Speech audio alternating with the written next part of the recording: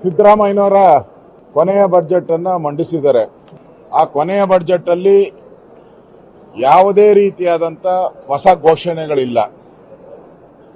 ಅಲ್ಲೇ ತಿಪ್ಪೆ ಸಾರಿಸ ರೀತಿ ಇರುವಂತ ಕಾರ್ಯಕ್ರಮಗಳನ್ನೇ ಮುಂದುವರಿಸುವಂತ ಒಂದು ವ್ಯವಸ್ಥೆ ಮಾಡಿದ್ದಾರೆ. ಬಿಟ್ರೆ ಯಾವುದೇ ನೀರಾವರಿ ಯೋಜನೆಗಳನ್ನ, ಉತ್ತರ ಕರ್ನಾಟಕ ಇರ್ಬೋದು, ಹಳೆ ಮೈಸೂರು, ಯಾವುದೇ ನೀರಾವರಿ ಯೋಜನೆಗಳನ್ನ ಕೇಂದ್ರ ಸರ್ಕಾರದ ಅನುಮತಿ ಆದ ಮೇಲೆ ಮುಂದುವರಿಸ್ತೀರಿ ಅಂತ ಓದಿದ್ದಾರೆ.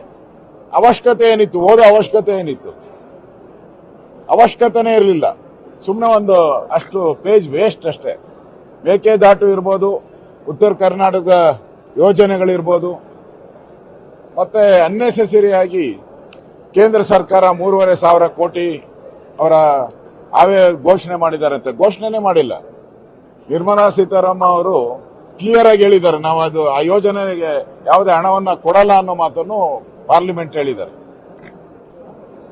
ಒಟ್ಟಾರೆ ಇದು ಒಂದು ರೀತಿ ಸಾಬರ್ ಬಜೆಟ್ ಇದು. ಮತ್ತೆ ಕರ್ನಾಟಕದ ಇತಿಹಾಸದಲ್ಲೇ ಹೈಯೆಸ್ಟ್ ಸಾಲ ಮಾಡಿರುವಂತ ಮುಖ್ಯಮಂತ್ರಿ ಒಂದೇ ವರ್ಷದಲ್ಲಿ 1,16,170 ಕೋಟಿ ಸಾಲ ಮಾಡಿದ್ದಾರೆ. ಒಂದು ಅಲ್ಪಸಂಖ್ಯಾತರಿಗೆ ಭರಪೂರ ಒಂದು ಇಲ್ಲಿ ಹೇಳಿದ್ದಾರೆ. ಏನ್ ಹೇಳಿದ್ದಾರೆ ಅಂದ್ರೆ, ಆನೆಯನ್ನೇರಿಕೊಂಡು ಓದಿರಿ ನೀವು, ಆನೆಯನ್ನೇರಿಕೊಂಡು ಓದಿರಿ ನೀವು, ಕುದುರೆಯನ್ನೇರಿಕೊಂಡು ಓದಿರಿ ನೀವು. ಈಗ ಸಾಬರ ಜಟಕ ಏರ್ಕೊಂಡು ಸಿದ್ದರಾಮಯ್ಯ ಓದ್ತಾವ್ರೆ. ಅವರೇ ಬರೆದಿರೋದು. ಆನೆಯನ್ನೇರಿಕೊಂಡು ಓದಿರಿ ನೀವು, ಕುದುರೆಯನ್ನೇರಿಕೊಂಡು ಓದಿರಿ ನೀವು.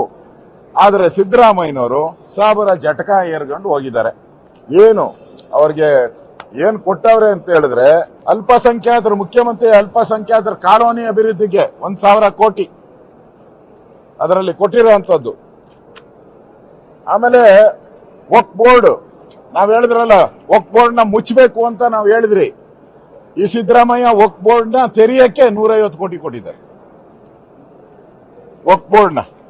ಆಮೇಲೆ ಇವರು ಫಾರಿನ್ಗೆ ಹೋದ್ರೆ ಮೊದ್ಲು 20 ಲಕ್ಷ ಆಯ್ತು, ಇವಾಗ 30 ಲಕ್ಷಕ್ಕೆ ಹೋಗಿ ಮಾಡಿದ್ದಾರೆ ಫಾರಿನ್ಗೆ ಹೋಗಕ್ಕೆ ಅಲ್ಪಸಂಖ್ಯಾತರು ಮುಸ್ಲಿಮರಿಗೆ. ಆಮೇಲೆ ಗುರುದ್ವಾರಗಳಿಗೆ ಎಷ್ಟು ಗೊತ್ತಾ? ಗುರುದ್ವಾರ ಜೈನರು, ಪಾರ್ಸಿಗಳು, ಬೌದ್ಧರು, ಸಿಖ್ರು ಅವ್ರಿಗೆಲ್ಲ 2 ಕೋಟಿ, ಕ್ರಿಶ್ಚಿಯನ್ರಿಗೆ 250 ಕೋಟಿ.